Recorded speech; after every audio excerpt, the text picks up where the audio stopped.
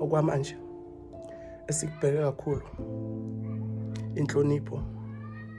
Doesn't matter ukuthi unamamiliyoni unani, unemali, unenkomo, unemfuyo, kodwa nje thina into esidingayo inhlonipho.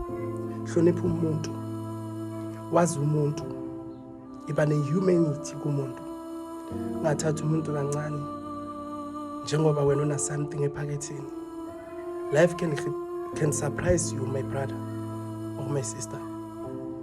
Yabona njengoba ungananhlonipho, uzitshela futhi ukuthi wena you can afford everything. Uthatha abantu kancane uyabasuka, uyabatshela ukuthi abanalutho, ihlupheki. Everything can fade it, engashabalala.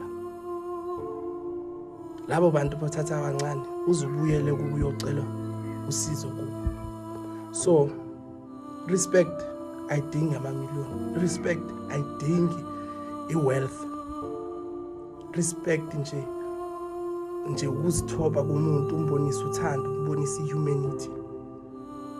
Yekelani lento leyo ukuthi manje nemali ethatha abantu kancane, nibukela abantu kancane phansi, ngoba one day impilo ngakusurprise. Lezo zinto nazo singashabalala just because awuna respect, awuna dignity.